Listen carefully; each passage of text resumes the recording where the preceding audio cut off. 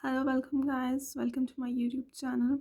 जैसे कि हमने पिछली वीडियो में ऑलरेडी कर लिया है टाइप्स ऑफ कंपटीशन, तो आज हम परफेक्ट कंपटीशन को एक अच्छे वे से that is in detailed way करेंगे, जिसमें हम इसके फीचर्स को अच्छे से इलेबोरेट करेंगे। Right.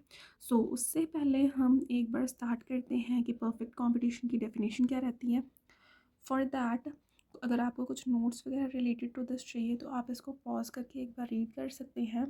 So this is some introduction part you can write in your exam. After that we will move to our definition. So the definition is, in perfect competition the number of firms is large, their product are homogeneous. In addition, the firms have perfect knowledge of the market and resources are perfectly mobile. अगर हम इस चीज़ को discuss करें तो इसमें ये बताया गया है कि परफेक्ट कंपटीशन में बहुत सारे फर्म्स रहती हैं, दैट इज़ कि बहुत सारे प्रोड्यूसर्स अवेलेबल रहते हैं। Their products are homogeneous, that means कि जो बहुत सारे फर्म्स हैं या बहुत सारे सेलर्स हैं वो सेम ही प्रोडक्ट बेच रहे हैं। इसके अलावा in addition the firm have perfect knowledge of the market. इसके अलावा ये है कि फर्म में परफेक्ट नॉलेज एग्जिस्ट करती है। दैट मीन्स कोई भी फर्म किसी भी कस्टमर से ज़्यादा चार्ज नहीं कर सकती। सेकेंडली, ना ही कोई कस्टमर सेलर से ज़्यादा डिस्काउंट या एक्स्ट्रा लेस डिस्काउंट्स प्रोवाइड करवा सकता है। इसके अलावा अगर हम बात करें तो resources are perfectly mobile. That means कि जो भी इसमें प्रोडक्शन में रिसोर्सेज जा रहे हैं, मैन्युफैक्चरिंग में जा रहे हैं, वो सारे परफेक्टली मोबाइल हैं। दैट मीन्स कि उन पर कोई ट्रांसपोर्टेशन कॉस्ट नहीं मिल लग रही, हर एक फर्म को वो सेम प्राइस पे मिल रहा है। That's why they are selling on the same price point. Right.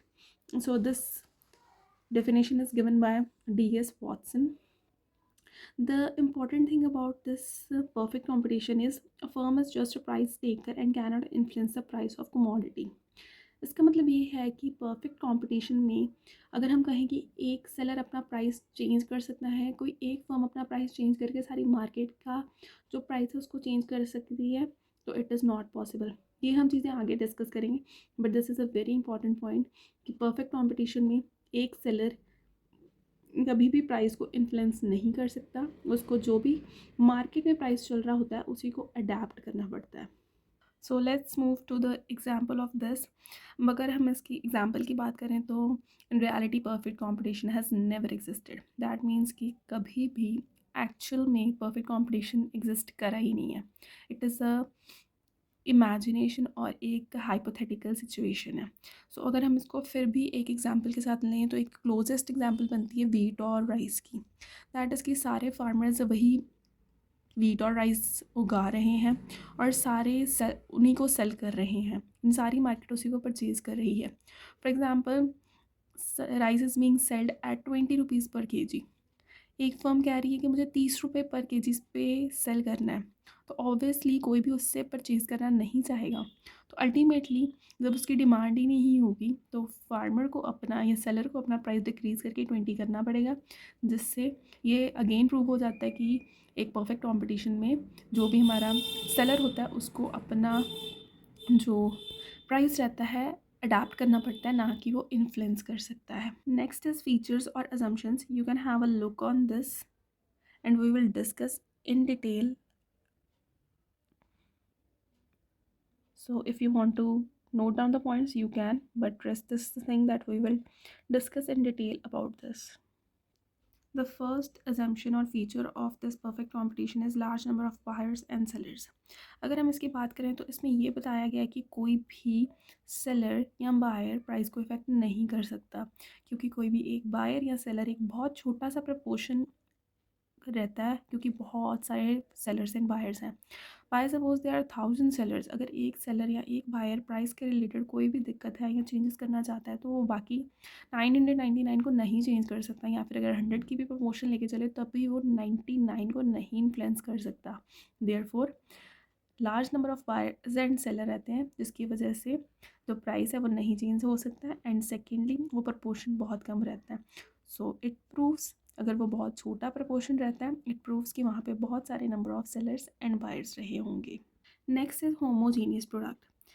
Homogeneous product simply means कि हर एक चीज़ आइडेंटिकल है, चाहे वो कलर के बेसिस पे हो, शेप, क्वांटिटी, क्वालिटी, एवरीथिंग। सो हमारी मार्केट में बेसिकली यही रहता है कि जो सेलर रहता है वो क्वालिटी या फिर करेक्टरिस्टिक्स के बेसिस के ऊपर हमें प्राइस चार्ज करते हैं या एक्स्ट्रा चार्ज करते हैं। लेकिन अगर प्रोडक्ट ही बिल्कुल होमोजीनियस है, उसमें कोई चेंजेस ही नहीं है, तो how can a seller charge anything more than the market? So therefore homogeneous product होना बहुत इंपॉर्टेंट है for existence of a perfect competition. Next is perfect knowledge.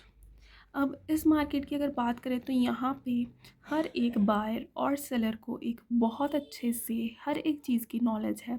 क्या प्राइस चल रहा है, क्या क्वांटिटी चल रही है, लोएस्ट क्या है, हाईएस्ट क्या है, कौन सी मार्केट में क्या प्राइस चल रहा है, और अगर कोई ज़्यादा चार्ज कर रहा है तो वो नहीं कर पाए। दैट मीन्स अगर मार्केट में 10 रुपये प्राइस चल रहा है and buyer doesn't know about this, तो जो सेलर है वो उसको 12 रुपये चार्ज भी कर सकता है। But as per our assumption और फीचर कि परफेक्ट नॉलेज है, दैट मीन्स बायर को प्राइस का पता है, तो वो सेलर उसको 12 रुपये चार्ज नहीं कर पाएगा, उसको उसको 10 रुपये में ही सेल करना पड़ेगा। Therefore for the existing of perfect competition, perfect knowledge होना बहुत ज़रूरी है उस market. The next is free entry and exit of the firm. So इसके अंदर ये बताया जाता है कि एक परफेक्ट कंपटीशन में किसी भी फर्म को एंट्री करने में या एग्ज़िट करने में कोई भी लीगल रिस्ट्रिक्शंस नहीं रहती हैं। अब बात ये है कि एक इस इंडस्ट्री में फ़र्म्स आती क्यों हैं?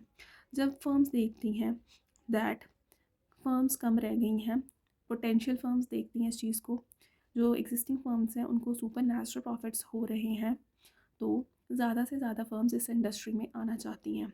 व्हेन दे एंटर, डिमांड बढ़ जाती है, सप्लाई उतनी ही रहती है, जिससे जो सुपर नेचुरल प्रॉफिट्स हो रहे होते हैं वो नॉर्मल प्रॉफिट्स पे आ जाते हैं, नंबर ऑफ़ फर्म्स बहुत ज़्यादा बढ़ जाती हैं।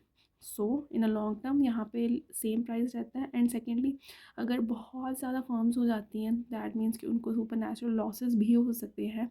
उस टाइम पे बहुत सारी फर्म्स एग्जिट कर जाती हैं और उनकी एग्जिटिंग पे कोई भी लीगल रिस्ट्रिक्शंस नहीं रहती, तो फ्री एंट्री एंड एग्जिट रहती हैं as per the industry demand. जब जब पोटेंशियल फर्म्स को लगता है कि यहाँ पे बेनिफिट है तो वो एंट्री कर सकती हैं, जब एग्जिस्टिंग फर्म्स को लगता है कि लॉसेज हैं वो इजीली एग्जिट भी कर सकती हैं। Next point is perfect mobility. That means कि जो भी यहाँ पे प्रोडक्ट्स हैं उनकी प्रॉपरली मोबिलिटी होती है इक्वली एज सच मीन्स कि अगर एक चीज़ एक जगह से दूसरी जगह जा रही है या उसकी जो कॉस्ट ऑफ प्रोडक्शन है वो सबके लिए सेम है, उसमें कोई भी एक्स्ट्रा रिसोर्सेज या एक्स्ट्रा चार्जेस नहीं लगते। दैट मीन्स कि हर एक फर्म को, हर एक प्रोड्यूसर को वो चीज़ उतने की ही पड़ रही है जितनी की बाकियों को पड़ रही है।